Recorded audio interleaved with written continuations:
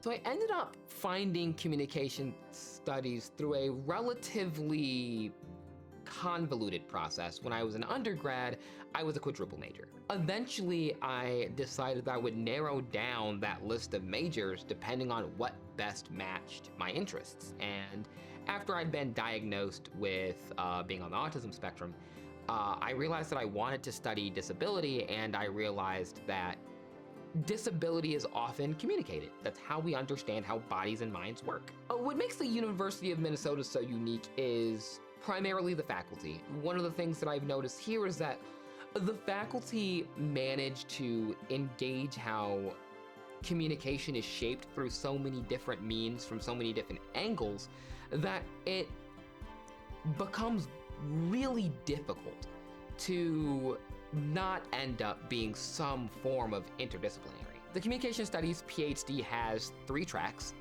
We have relational communication, media studies, and rhetoric, which is what I do. None of these portions of the field are valued more heavily than the other here.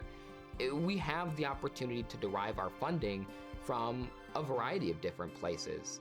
If you want to teach argumentation, you can. If you want to teach intercultural comm, you can. If you want to teach media studies and media production, that's an option you have available to you. One of the required courses that we have to take as graduate students, especially as PhD students, is COM 8000, which basically not just walks us through the field, but how to teach the field. We have regular meetings with faculty in the department to make sure that we're getting everything that we need to be able to teach. And then on top of that, we assist each other. We have a meeting every week to talk about pedagogy. We get together, have dinner, and talk about teaching strategies, what we've learned, what we messed up on, what we'd like to change, and ultimately help all of us become better educators because, well, sure, graduating from a PhD program partially means that you're interested in research, and a lot of us are looking for R1 university jobs.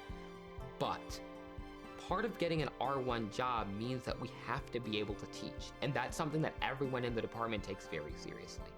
I study narrative. How do folks on the autism spectrum talk about the transition from receiving a diagnosis to determining that's who they are? I think by exploring all the different ways that we narratively define autism, the stories that we tell, not just about ourselves, but to ourselves about autism, we get a better understanding not just of autism as a biomedical phenomenon, but as a cultural staple, as an identity, something that not just happens to us, but is us. The field also offers an opportunity to explore the way the world functions and ultimately develop people who are not only prepared to be better citizens because they understand how to communicate with the people around them, it also develops people who are better at being stewards of the world. If you better understand how to communicate with everyone around you, how to share stories with them, how to understand the people you will interact with on a daily basis, it is much easier then to turn around and say, I have an obligation to take care of the people around me. Ultimately, it helps us become better people, and in turn, helps us become better citizens, better workers, better coworkers, better friends, better family members, because we can better communicate with the people that define those social relationships.